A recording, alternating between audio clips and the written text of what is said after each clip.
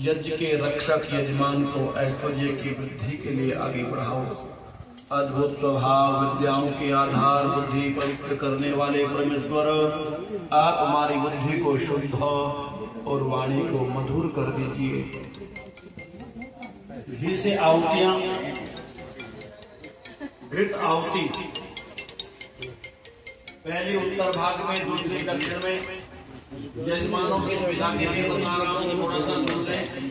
पहली आहुति अपने बाएं हाथ की ओर दें, दूसरी आहुति दाएं हाथ की ओर, और इसके अतिरिक्त बीच में इधर नमन का ध्यान रखेंगे। ओम अग्नये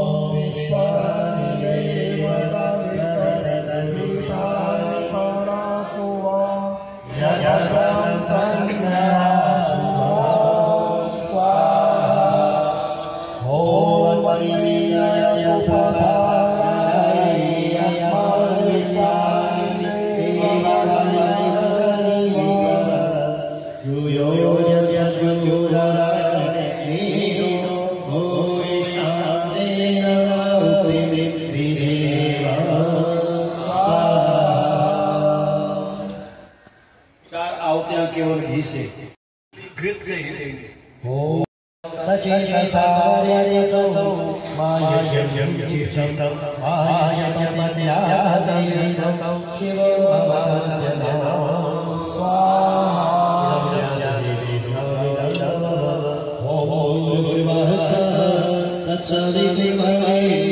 सामग्री से भी आती है।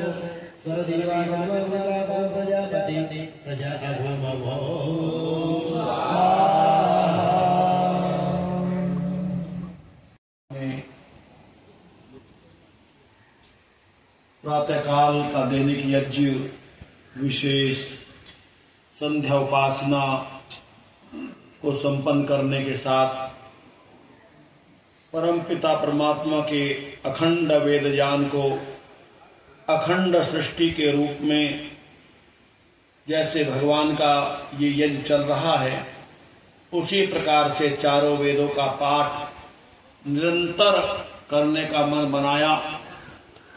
आप इसके लिए साधुवाद के पात्र हैं। बंधुओं, पवित्र यजमानों, आपने प्रारंभ में यज्ञ के समय संध्या प्रारंभ की थी। संध्या के संबंध में आप थोड़ा थोड़ा जानने का प्रयत्न करें।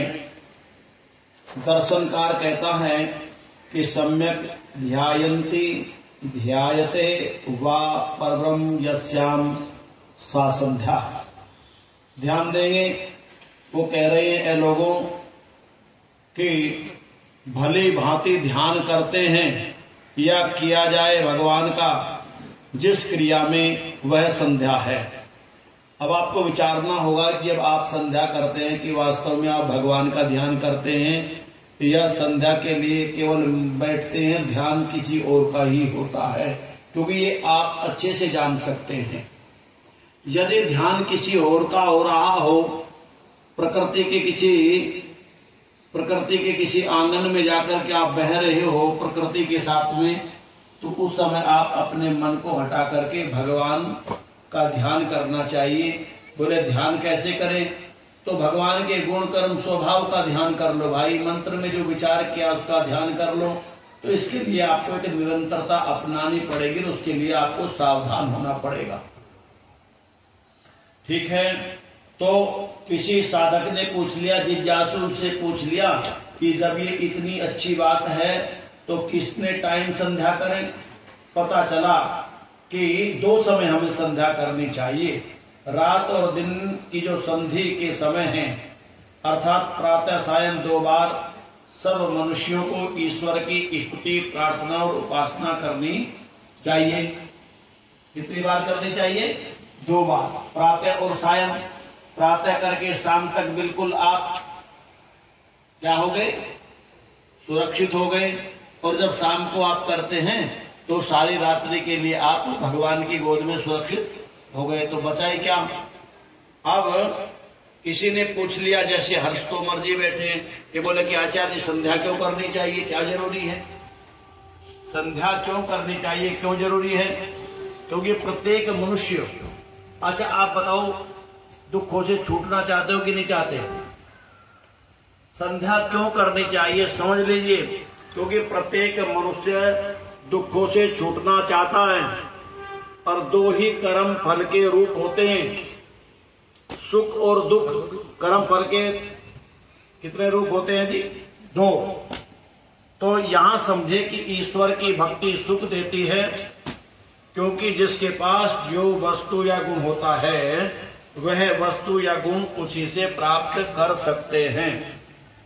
वह परमेश्वर ही नित्य आनंद स्वरूप है, इसीलिए उसकी शरण में जाने से सुख और आनंद प्राप्त हो सकता है। इसीलिए हमें संध्या करनी चाहिए, क्योंकि भगवान सुख स्वरूप है कि दुख स्वरूप, या हो सकता है दुख स्वरूप। अच्छा एक बात बताओ, अग्नि के पास जाने से आपको सर्दी लगेगी कि भगेगी, और जल के पास जाने से, जो जिसका गुण है उसके पास जाने से उसका गुण आपके पास आ जाएगा। भगवान सुख स्वरूप और आनंदमय है, इसीलिए आपका भगवान के निकट जाने से आपके अंदर सुख आ जाएगा और दुख छूट जाएगा। क्योंकि प्रत्येक प्राणी दुखों से छूटना चाहता है, लेकिन हम संध्या करते नहीं, भगवान के पास बैठते नहीं, और जब भगवान कहीं दुख आ जाता है तो उलाहना किसको देता है, भगवान को। अब हर्ष बोला कि आचार्य जी एक बात बताओ कि यदि कोई व्यक्ति अच्छे विचार रखता है, उसे अच्छे कार्य करता है, तो उसे संध्या करने की आवश्यकता नहीं, क्योंकि फल तो कर्म का ही मिलता है। अभी कहा ना, कर्म फल के रूप में सुख और दुख मिलता है। जब कर्म का फल मिलता है तो फिर संध्या करने की आवश्यकता क्या है, हम अच्छे काम करें, अच्छे विचार रखें। तो ऋषि उत्तर देते हैं, ऋषि इतना सुंदर उत्तर देते हैं, वो कहते हैं कि संध्या भी कर्म ही नहीं, संध्या कर्म ही नहीं अपितु सुकर्म है। जैसे दाल बनाई और दाल को यदि और छोंक लगा दिया तो ज्यादा खाई जाएगी, नहीं खाई जाएगी। तो संध्या कर्म ही नहीं अपितु सुकर्म है, और इस क्रिया से अच्छे विचार भी उत्पन्न होते हैं। इसमें आध्यात्मिक सुख और पारलौकिक आनंद मिलता है। जैसे अग्नि के पास जाने वाले प्रत्येक प्राणी को गर्मी और चंद्रमा की चांदनी में शीतलता सौम्यता मिलती ही है, उससे वह व्यक्ति वंचित नहीं रह सकता। न ही अग्नि या चंद्रमा की गर्मी या सौम्यता किसी के साथ कोई भेदभाव रखती है। ठीक इसी प्रकार से प्रभु की शरण में जो भी पहुंचता है, उसे वह आनंद कंद भगवान अपनी आनंद किरणों से आनंदित अवश्य करता है, उससे वह वंचित नहीं रह सकता। संसार की अन्य किसी वस्तु, संसर्ग या कार्य में वह आनंद कदापि प्राप्त नहीं हो सकता। इसीलिए पाषाण मूर्ति या दूसरी प्रकार की जो पूजा पद्धति करते हैं, उनके पास हम ये देख ले कि उसके पास ये गुण भी है कि नहीं। अच्छा बोलो, पृथ्वी के अंदर क्या है, जड़त्व, स्थिरता। तो यदि आप केवल उसकी पूजा करेंगे तो आपकी मति में क्या हो जाएगा, जड़त्व आएगा। तो इसी प्रकार जो पदार्थ जिसके पास है आप उससे ही प्राप्त कर सकते हैं, ये उत्तर मिला। और अब दूसरी बात उन्होंने कही कि वैदिक संध्या ही क्यों करनी चाहिए, अन्य उपासना पद्धतियों में इसमें क्या विशेषता है। क्योंकि भाई दूसरी पद्धति भी है, दूसरा संध्या भी, दूसरे जैसे आजकल चल रहा है राधे राधे, राम राम जी, लड्डू गोपाल जी। मैं एक बात बता रहा हूं कि हम वो क्यों न कर ले, यही क्यों करें, आप प्रश्न कर सकते हैं। तो उत्तर मिलता है कि मनुष्य मात्र के जीवन के 3 कर्तव्य होते हैं। मनुष्य मात्र के जीवन के कितने कर्तव्य हैं जी, 3। याद है कि नहीं है, पता भी नहीं अभी तो। आज याद रखना, इस सारा दियज में हमारे 3 कर्तव्य हैं। और कर्तव्य माने कर्म करने, कर्तव्य जो है कब पूरे होंगे? यदि कर्म करेंगे। तो कहा मनुष्य को अपने साथ क्या करना चाहिए। अच्छा बताओ, हम सबने कभी ये बैठ करके सोचा कि हमें अपने साथ क्या करना चाहिए? हमें ये तो पता कि मुझे राकेश के साथ क्या करना चाहिए, हैं? मुझे फला व्यक्ति के साथ में क्या करना चाहिए, मुझे ये तो पता है, लेकिन मैंने कभी बैठ करके ये नहीं सोचा कि मुझे अपने साथ क्या करना चाहिए। ये कर्तव्य हमारा है। बोले पहली सीढ़ी पर हम फेल हैं। पहली परीक्षा में बैठे थे तो क्या हुआ? अनुत्तीर्ण हो गए। और जब अनुत्तीर्ण हुए तो भाई फिर सुख कहां मिलेगा? उत्तीर्ण होंगे तभी तो सुख मिलता है। और फेल हो गए तो कोई व्यक्ति है जीवन में जो फेल हो गया और वो प्रसन्न हो। और दूसरी बात कही यही साथ में कि हमें दूसरों के साथ क्या करना चाहिए। हमको यह भी नहीं पता कि हमें दूसरों के साथ क्या करना चाहिए। तो पहला और तीसरी बात कही कि मनुष्य को ईश्वर के प्रति क्या करना चाहिए, अपने प्रति, दूसरों के प्रति और ईश्वर के प्रति क्या करना चाहिए। यदि कदाचित हम बैठ करके विचार करें तो बोलो हम तीनों परीक्षाओं में फेल है कि नहीं है? क्यों जी? जब पहली में फेल हो गई, जिसको प्री कहते हैं, प्री में फेल हो गया तो मेंस क्या लिखेगा भाई? और इंटरव्यू का तो मतलब नहीं। इसीलिए हम सब फेलियर हैं जितने भी बैठे हैं। उछल कूद तो कर रहे हैं बंदर वाली उछल कूद से काम नहीं चलेगा। आज विचार करेंगे, चिंतन करेंगे, मुझे अपने साथ क्या करना है। ये विचार करते ही आपके जीवन में दूसरी बात पैदा हो जाएगी, दूसरों के साथ क्या करना है और ईश्वर के साथ मुझे क्या करना है। बस क्योंकि ये चर्चा करके फिर वेद पाठ शुरू हो जाएगा, उसके बाद में बीच में कभी समय मिलेगा तो चर्चा करेंगे। इसमें कहा कि वैदिक संध्या में 3 कर्तव्यों का भले भांति चिंतन और मनन करना होता है, जो प्रत्येक मनुष्य को आवश्यक है। वह विशेषता और पूर्णता अन्य किसी पद्धति में नहीं है, न कहीं मिलती। अच्छा एक बात बताओ, जब हम इस्लाम को देखते हैं तो वो किसकी बात करता है? इस्लामियत की बात करता है, ए अल्लाह वालों। जब हम ईसाइयों को देखते हैं तो वो भी, उनकी पद्धति भी कहीं ना कहीं संकुचित है।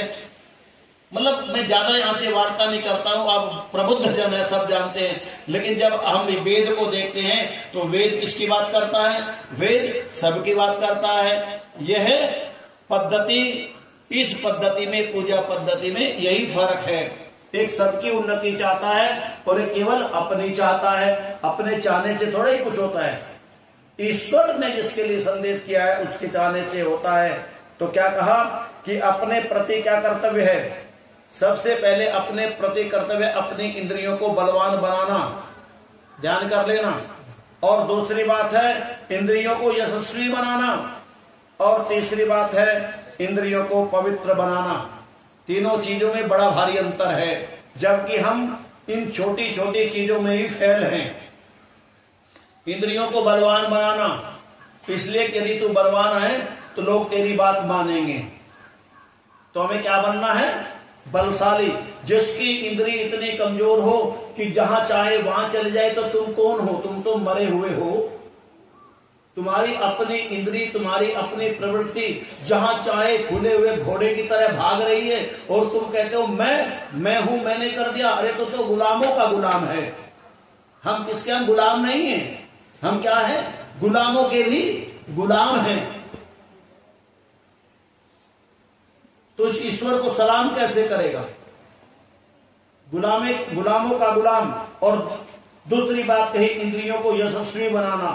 यश जब मिलता है, जब व्यक्ति सुंदर काम करता है, और जब इंद्रियां यशस्वी हो जाती है तो वो अमर हो जाता है, वो कभी मरता नहीं, उसकी कीर्ति फैलती है।